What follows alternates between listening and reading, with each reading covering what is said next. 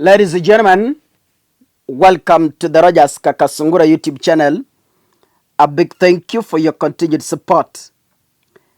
There's something here that we are addressing Kenyans. Yeah. Will Kindiki, the deputy president, something I'm looking here. Will Kindiki, the deputy president, Kimani Ichung'wah, and the rest resign?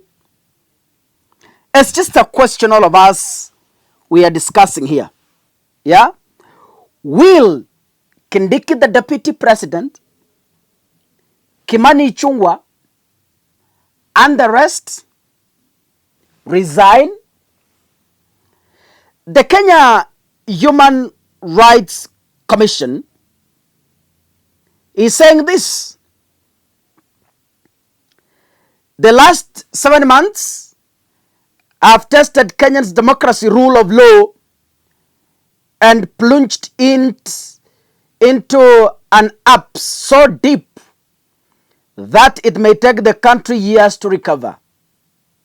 William Ruto's administration looks more isolated with each passing day as his regime continues with the bloody crackdown on pro-democracy advocates.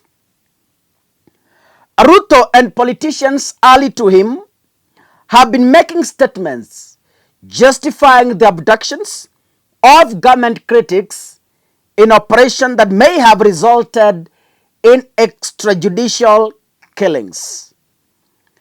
These abductions escalated in 2024, a year that saw Parliament breached on June 25th by youth protesting oppressive laws when the pressure for increased accountability surged. The Kenya National Commission on Human Rights, the Kenya Human Rights Commission, and other partners operated a joint situation room to monitor police abuses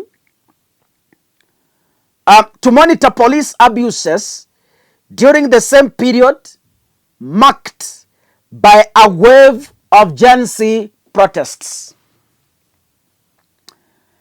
The Kenya National Commission for Human Rights reports that 82 youths have been abducted since June, with 29 still missing.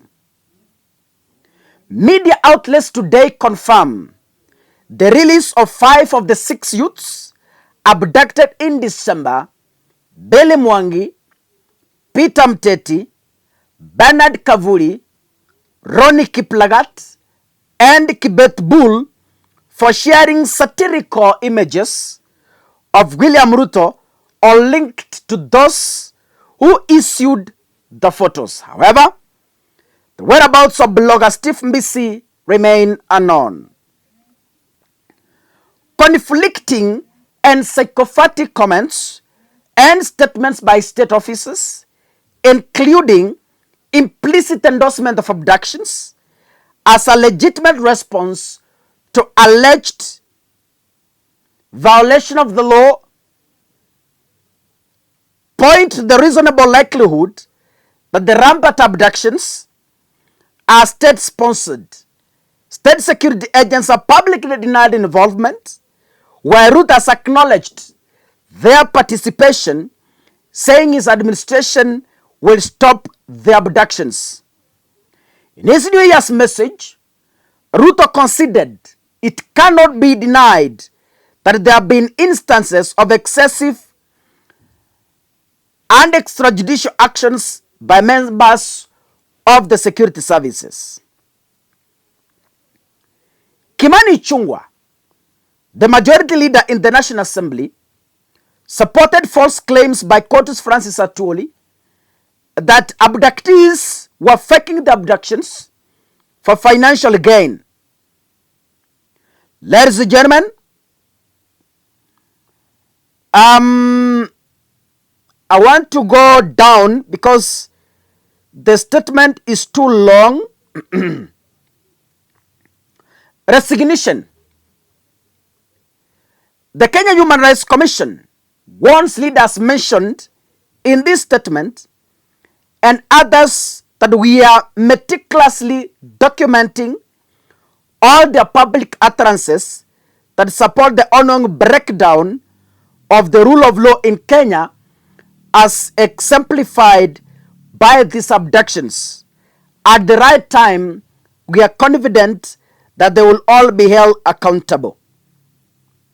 Further, the Kenya Human Rights Commission demands the immediate resignation of Kimani Ichung'wah, Amason Kingi, MP Kamket, MP Oscar Sudi, Kipchumba Murkomen, Waluke and Kindiki from their state offices over their utterances supporting abductions.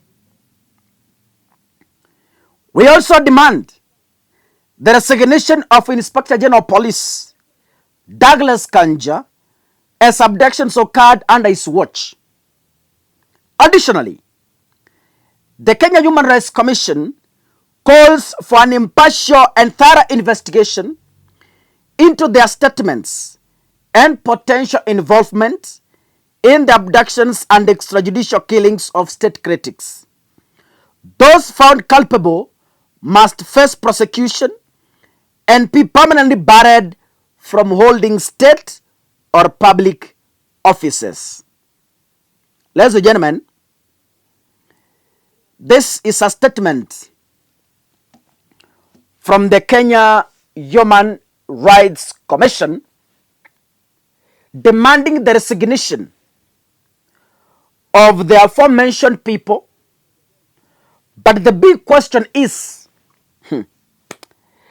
this regime never respects the rule of law. It doesn't, completely. Now the big question here is, will the people mentioned here resign? Will they resign?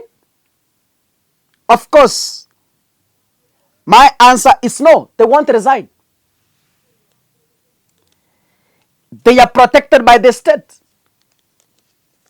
Whatever they are speaking is an agreement between them and their boss, that is the president. So, the presidency protects the utterances. And they never respect the rule of law. Not even the courts, they never respected them. So, they won't resign. Simple. They won't resign. As much as we demand for their resignation, they won't resign. Someone who can resign if pushed is Douglas Kanja, the IG. But hawa wengine, hawa kuunganisha mawaya, huyu ambaye mnaita machungwa, ambaye anaitwa Kindiki, na wengine, they can't resign. But we shall wait and see how things will unfold. God bless, ladies and gentlemen. If you're watching this, kindly make sure you click the subscribe button. And remember to turn on the notification bell. See you in the next episode. Asanteni sana.